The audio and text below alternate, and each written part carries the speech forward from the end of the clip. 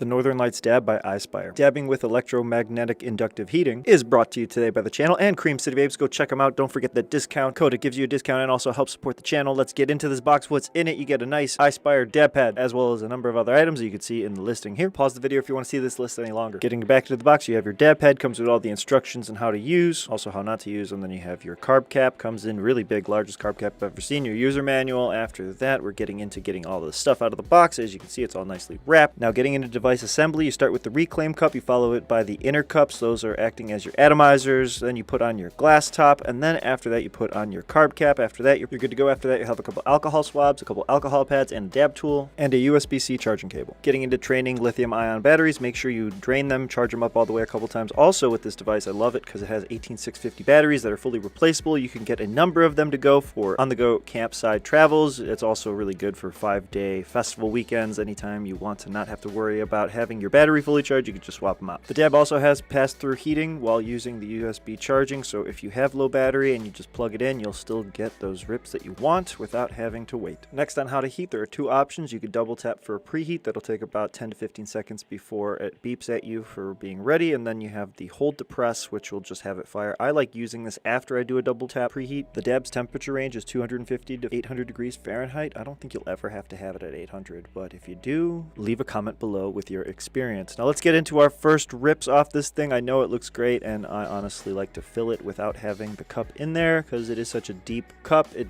does have the potential issue of having your oil get onto the walls. I'd rather have it on the bottom because that's just the best place to have it in these cases. After you got your cup filled up, you can put it in or do it the old school way of just having it in there. We're going to start at 455 for our original temperature to start on for our first dab with this. Let's see how it goes. I don't get the biggest clouds, but that's because I think I needed to hold the button at the bottom. At that point, you see those big clouds coming out and it is ripping. Either way, we're going to chase some clouds for science on a couple of different temperature profiles, and then from there we're going to work through the maintenance, cleaning, and care of your device. But until then, let's chase some clouds for science.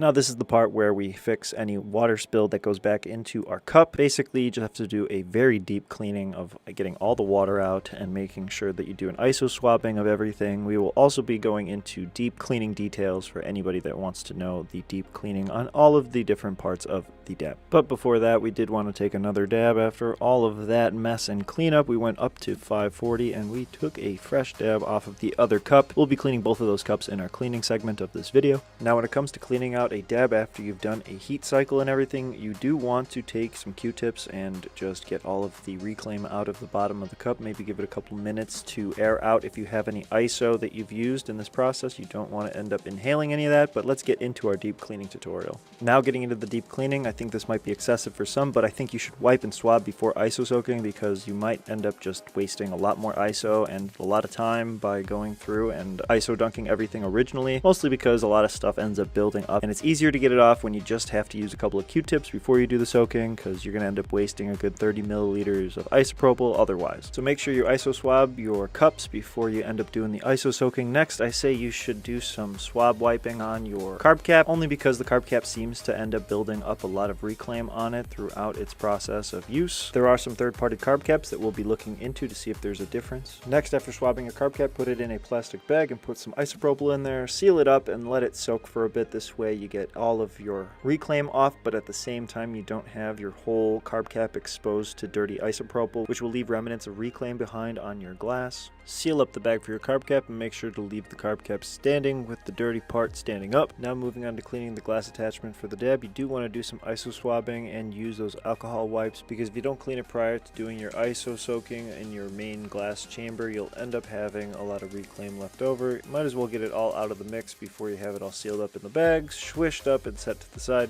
Next, for the reclaim dish, we took off the silicone cover and then we did an alcohol swabbing on both sides and then did a bunch of more soaking. Either way, you can see that our carb cap is done. And now you want to do a little bit more wiping on all of those different pieces, whether it's the carb cap or just the silicone covers. You want to do some air drying. We did a air drying with a compressed air gun. It was pretty fun. Either way, it's what we use usually. Check it out in the description below. But going through more with the compressed air gun, we just did it through all of our stuff. We made sure to make sure all of our stuff was nicely dried before we put it in. Nothing worse than inhaling isopropyl. I don't think anything goes worse than doing that. Now, as I said, make sure everything is dry on your device before using, and then from there you are good to go. Let's get that first dab, and you actually could use a whip glass adapter with any top, not just the Guller Eye from CCV. As long as you have a hose and two 14mm adapters, you should be good and able to use any glass from your rig collection. Now, if you missed it earlier, you can get 25% off your orders through CCV by using the Civilized CCV promo code at checkout, taking $68 and some cents off, bringing your order total to $219.14 with free shipping on your orders. So if you want to check it out, you do want to support the channel, check it out through the links in the description below. Don't forget to subscribe, like this video, and get ready for more content, and make sure that you become a member if you do want to really support the work that we do here. Either way, stay elevated and peace out.